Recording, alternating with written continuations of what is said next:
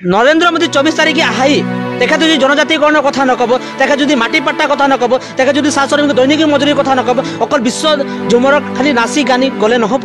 আদিবাসী জনগোষ্ঠীটো কিবা এটা কৰি যাওক জনজাতিকৰণে ঘোষণা কৰি যাওক বা মাটি পাট্টাই দি যাওক বা সাশ্ৰমিক দৈনিক মজুৰি মানে পাৰ্মানেন্ট সলিউশন এটা কৰি যাওক এই ঝুমৰ নুচুৱাই পেলাই আমাৰ জনগোষ্ঠীটো এটা ভোট বেংক হিচাপে খজাব বিচাৰটো এটো লজ্জাজনকতা আৰু দুৰ্ভাগ্যজনকতা আমাৰ ডক্টৰ হিমন্ত বিশ্ব শৰ্মা তেখেতে ভালকে জানে যে আদিবাসী জনগোষ্ঠীৰ অৱস্থাটো কি আছে তাৰ পিছতো এই হাই সেকেন্ডাৰী আৰু মেট্ৰিক এক্সামৰ মাজত তেখেতে আজি বিশ্ব দৰবাৰত ল'ব বিচাৰ ঝুমৰ পাই আছো আজি শৈক্ষিক দিশত আগুৱাই ল'ব কি আমাক পিছুৱাই ল'বহে বিচাৰিছে আজি ঝুমৰৰ নামত আমাৰ জনগোষ্ঠীটো শিক্ষাৰ পৰা বঞ্চিত কৰিব বিচাৰি আছে এই বিজেপি চৰকাৰে এই হিমন্ত বিশ্ব শৰ্মাই আজি যদি সেই হিমন্ত বিশ্ব শৰ্মাই যদি পঞ্চায়ত ইলেকশ্যন পিছুৱাব পাৰিলে মেট্ৰিক আৰু হাই সেকেন্ডাৰী কাৰণে তো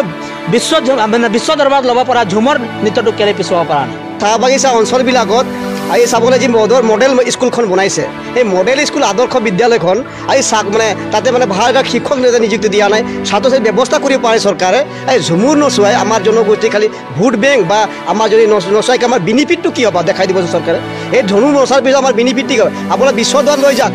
আমাৰ এটা পাৰ্মানেণ্ট সলিউশ্যন যদি চৰকাৰে কৰি দিব নোৱাৰিলে কাষ্ট চাৰ্টিফিকেট হওক ST হওক আমি যি বস্তুবিলাক বিচাৰিছোঁ সেইটো নকৰাকৈ বেলেগ ফায়াৰ লৈ গ'লে ট্ৰেকটো চেঞ্জ কৰি যিবিলাক মানে যিবিলাক প্ৰয়োজন নহয় মানুহৰ ঝুমুৰ নাচক ক'বলৈ আমাৰ কথা নাই কিন্তু ছিষ্টেমত আহিব লাগিব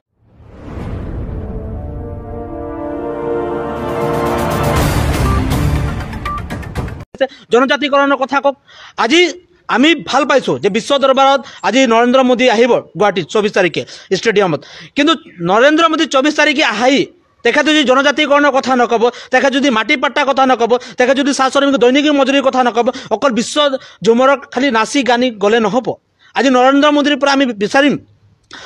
প্ৰধানমন্ত্ৰীৰ পৰা আমি বিচাৰিম যে প্ৰধানমন্ত্ৰী 24 তাৰিখে নহয় তাৰিখটো পিছুৱাই পেলাই তেখেতে পিছলৈ আহক আৰু আহি পেলাই তেখেতে বিশ্ব দৰবাৰত যদি এই আদিবাসী জনগোষ্ঠীটোক কিবা এটা কৰি যাওক জনজাতিকৰণে ঘোষণা কৰি যাওক বা মাটি পাট্টাই দি যাওক বা সাশ্ৰমিক দৈনিক মজুৰি মানে পাৰ্মানেন্ট সলিউশন এটা কৰি যাওক এই ঝুমৰ নুচুৱাই পেলাই আমাৰ জনগোষ্ঠীটোক এটা ভোট বেংক হিচাপে খজাব বিচাৰটো এটো লজ্জাজনকতা আৰু দুৰ্ভাগ্যজনকতা আৰু যিখন চৰকাৰে অনাবৰতে শৈক্ষিক কথা কয় অৰ্থনৈতিক কথা কয় আজি শৈক্ষিকটো কি দিশে লৈ আছে আজি বিজেপি চৰকাৰে তেখেতে গম পাবলৈ আজি যিটো আমাৰ ডক্টৰ হিমন্ত বিশ্ব শৰ্মা তেখেতে ভালকে জানে যে আদিবাসী জনগোষ্ঠীৰ অৱস্থাটো কি আছে তাৰ পিছতো এই হাই সেকেন্ডাৰী আৰু মেট্ৰিক এক্সামৰ মাজত তেখেতে আজি বিশ্ব দৰবাৰত ল'ব বিচাৰ ঝুমৰখন গতিকে আমি আহ্বান জনাইছোঁ যে তাৰিখখন খালখনিন কৰক এটোতো কোনো ধৰণৰ ফাইনেল কথা নহয় যে 24 তাৰিখে কৰিব লাগিব কোনো ধৰণৰ তিথিটো নাই না ঝুমৰৰ কিবা তিথি আছে নেকি যে 24 তাৰিখে কৰিব লাগিব বুলি আজি হাই সেকেন্ডাৰী মেট্ৰিক এক্সামৰ মাজত কৰিব লগা হ'ল গতিকে 24 তাৰিখখন পষ্টপন কৰি পেলাই পৰৱৰ্তী তেখেতসকলে ডেট লওক আদিবাসী ছাত্ৰ সন্থাটো আমি চৰকাৰক আহ্বান জনাইছোঁ অন্যথা আমি ভাবিম যে আমাৰ জনগোষ্ঠীটোক তেখেতসকলৰ কোনো দায়বদ্ধতা নাই তেখেতসকলে অকল ভোট বেংকৰ স্বাৰ্থতে আমাৰ জনগোষ্ঠীক ব্যৱহাৰ কৰিব বিচাৰি আছে আৰু পৰৱৰ্তী সময়ত আমি বিজেপি চৰকাৰক ইয়াৰ প্ৰতি আমি প্ৰত্যুত্তৰ দিবৰ কাৰণে আমি সাজু থাকিম কাৰণ আমি যিখন চৰকাৰৰ পৰা আশা কৰিছিলোঁ যে আমাৰ জনগোষ্ঠীক শৈক্ষিক দিশত আগুৱাই ল'ব আমাৰ জনগোষ্ঠীক অৰ্থনৈতিক দিশত আগুৱাই ল'ব কিন্তু আমি চাবলৈ তাৰ উল্টাহে চাই পাই আছোঁ আজি বিপৰীত চাই পাই আছোঁ আজি শৈক্ষিক দিশত আগুৱাই ল'ব কি আমাক পিছুৱাই ল'বহে বিচাৰিছে আজি ঝুমৰৰ নামত আমাৰ জনগোষ্ঠীটোক শিক্ষাৰ পৰা বঞ্চিত কৰিব বিচাৰি আছে এই বিজেপি চৰকাৰে এই হিমন্ত বিশ্ব শৰ্মাই গতিকে আমি আহ্বান জনাইছোঁ আদিবাসী ছাত্ৰ সন্থা হৈ তেখেতে অতি শীঘ্ৰে এই ডেটখন পষ্টপন কৰি পৰৱৰ্তী তেখেতে ডেট ফাইনেল কৰক হাই সেকেন্ডাৰী আৰু মেট্ৰিক এক্সাম শেষ কৰাৰ পিছত তেখেতে ফাইনেল কৰক কাৰণ আমি সেই হিমন্ত বিশ্ব শৰ্মাৰ মুখৰ পৰাই শুনিবলৈ পাইছোঁ যে হাই সেকেন্ডাৰী আৰু মেট্ৰিক এক্সাম আছে তাৰ কাৰণে আমি পঞ্চায়ত ইলেকশ্যন পিছুৱা হৈছে বুলি আজি যদি সেই হিমন্ত বিশ্ব শৰ্মাই যদি পঞ্চায়ত ইলেকশ্যন পিছুৱাব পাৰিলে মেট্ৰিক আৰু হাই সেকেন্ডাৰী কাৰণে তো বিশ্ব দৰবাৰত ল'ব পৰা ঝুমৰ নৃত্যটো কেলে পিছুৱাব পৰা নাই কেলে পিছুৱাব তেখেতৰ মানসিকতা নাই গতিকে তাৰ মানসিকতা এটাই আছে যে আদিবাসী জনগোষ্ঠী কেতিয়াও শিক্ষাত আগবাঢ়ি নাযাওক যাতে কালি তাৰিখত শিক্ষাত আগবাঢ়ি নাযাওক তেখেতসকলে এনেধৰণৰ ভোট বেংক হৈ থাকক আৰু এই জাতিটোক এইভাৱে শোষণ আৰু বঞ্চিত কৰি ৰাখিম বুলি আজিৰ তাৰিখত বিজেপি চৰকাৰে কৰিব বিচাৰিছোঁ জল আৰু পটপট হৈ আছে গতিকে আদিবাসী ছাত্ৰ সন্থাই পুনৰবাৰ আহ্বান জনাইছোঁ যে 24 তাৰিখটো পষ্টপন কৰি পেলাই হাই সেকেন্ডাৰী আৰু মেট্ৰিক এক্সামৰ পিছত কৰক তাত আমাৰ ক'ব লগা একো নাই আৰু যিবিলাকে আমাৰ ঝুমৰ এক্সপাৰ্ট আছে যিবিলাকে আমাৰ আজি নাচনি আছে আজি যিবিলাকে মাদল বজাব জানে তেখেতসকলক প্ৰাধান্য দিয়ক আজি দুজনে ঢোল কিভাৱে ধৰিব লাগে মাদল কিভাৱে ধৰিব লাগে কোনো তাল মিল নাজানে সিহঁতক আজি পইচাৰ কাৰণে ব্যৱসায়ৰ কাৰণে আৰু যোনে নাচিব নাজানে তেখেতক নিজৰ মুনাফাৰ কাৰণে যিবিলাকে আজি পৰিচালনা কৰি আছে যিবিলাকে আজি দায়িত্ব দিয়া হৈছে তেখেতসকল নিজৰ মুনাফাৰ কাৰণে নিজৰ অংগী ভংগী আয়ে বায়ে থকা বা নিজৰ লগত ঘনিষ্ঠ থকা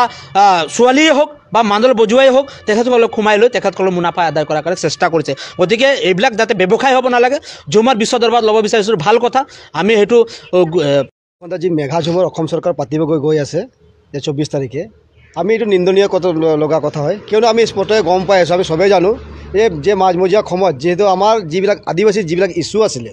সেইবিলাক সকলো বস্তু বাদ দি এই ঝুমুৰ নচাই কি কৰিব বিচাৰিছে অসম চৰকাৰে আমি বুজি পোৱা নাই। আপোনালোকে নিশ্চয় গম পাইছে, আমি চাহ বাগিচাৰ ঝুমুৰটো লৈছে, কোনোবা জাতিৰ লগত কথা পাতিছিল নেকি আজি অসম চৰকাৰে? কোনোবা বিভিন্ন জনগোষ্ঠীৰ লগত কথা পাতিছিল নেকি? আমাৰ জাতিটোক সেই ৰাজনৈতিক মুনাফাৰ কাৰণে ঝুমুৰ নচাই এটা আমাৰ ইছ্যু হয় নেকি? আজি সদৌ অসম আদিবাসী ছাত্ৰ সন্থা দীৰ্ঘদিনৰ পৰা আন্দোলন কৰি আহিছে, যিহেতু চাহ বাগিচাৰ দৈনিক মজুৰি বিচাৰিছে, চাহ বাগিচাৰ স্কুল বিচাৰিছিলে, আৰু চাহ বাগিচাৰ স্কুল পদূলি হস্পিটেল ইত্যাদি। কিন্তু আপোনালোকে চাওকচোন, আজি চাহ বাগিচাৰ PF প্ৰভিডেণ্ট ফাণ্ড মানুহ মৰি গৈ আছে, পইচা দিব পাৰে চৰকাৰে। আজি পেঞ্চন পইচা আছে, শ কোটি টকা জমা আছে। আজি PF পইচাবিলাক আজি 4 বছৰ 5 বছৰ মানুহ মৰি গৈ আছে, সেইটো পইচা দিব পৰা নাই আজি। আৰু অসম চৰকাৰে মেঘা নচাই বিশ্ব দৰবাৰ লৈ যাব, ক'ত লৈ যাব বিচাৰি আছে আমি বুজি পোৱা নাই। কিন্তু এইটো এটা মানে নাটকে কৰিব বিচাৰিছে ভোট বেংকৰ কাৰণে বিজেপি। যিহেতু এই শ্ৰমিকসকলৰ বা চাহ বাগিচাৰ বা আদিবাসীসকলে যি পইচা প্ৰাপ্য অধিকাৰ যি পইচাটো দিব পৰা নাই চৰকাৰে, নচোৱাৰ ক্ষেত্ৰতে আজি কোটি কোটি টকা খৰচ কৰিব বিচাৰি আছে। এইটো কেনেকৈ মানে হেৰি হৈ আছে? আমি তেনেকৈ বিচাৰে নহয়। আমাৰ কালচাৰ ট্ৰেডিশ্যনেল এক্সিবিশ্যন আমি কৰিব লাগে, সেই চব কৰক। আজি সমাজবিলাক আছে, সেইবিলাকৰ আলোচনা কৰিব লাগিছে। এই ঝুমুৰ নাচটো কোনটো কাষ্টত পৰে আমিও নাজানো। এইটো ঝুমুৰ এটা কমন আছে, ওৰাং মুণ্ডা চাওতাল খাৰিয়া এতিয়া জাতি আছে। ঝুমুৰ নচাই আমাৰ জনগোষ্ঠীতে খালি এই ব্যৱহাৰ কৰি থাকিব। আপোনালোকে নিশ্চয় চাওক, আজি চাহ বাগিচাত একটা মানে ভাল এটা হস্পিটেল নাই, ডক্টৰ নাই, তেনেকুৱা পৰিস্থিতি এতিয়া আছে বৰ্তমান। সেই পইচা তাতে ইউজ কৰিব লাগিছিলে, শিক্ষা দীক্ষাত ইউজ কৰিব লাগিছিলে, ইয়াতে ইউজ কৰা নাই। লগতে আপোনালোকে চাইছে চাহ বাগিচা অঞ্চলবিলাকত আজি চাবলৈ যি মডেল স্কুলখন বনাইছে, সেই মডেল স্কুল আদৰ্শ বিদ্যালয়খন আজি মানে তাতে মানে ভাল এটা শিক্ষক নিযুক্তি দিয়া নাই, ছাত্ৰ ছাত্ৰী ব্যৱস্থা কৰিব পাৰে চৰকাৰে। এই ঝুমুৰ নচুৱাই আমাৰ জনগোষ্ঠী খালি ভোট বেংক বা আমাৰ যদি নচুৱাইকে আমাৰ বেনিফিটটো কি হ'ব দেখাই দিবচোন চৰকাৰে। এই ঝুমুৰ নচাৰ পিছত আমাৰ বেনিফিট কি হ'ব? আপোনাৰ বিশ্ব দৰবাৰ লৈ যাওক। আমাৰ এটা পাৰ্মানেণ্ট চলিউশ্যন আজিকালি চৰকাৰে কৰি দিব নোৱাৰিলে। কাষ্ট চাৰ্টিফিকেট হওক, ST হওক, আমি যি বস্তুবিলাক বিচাৰিছোঁ সেইটো নকৰাকৈ বেলেগ ফায়াৰ লৈ গ'লে একটু চেঞ্জ কৰি যিবিলাক প্ৰয়োজন নহয় মানুহৰ। ঝুমুৰ নাচক ক'বলৈ আমাৰ কথা নাই, কিন্তু ছিষ্টেমত আহিব লাগিছিল। Assam Focus.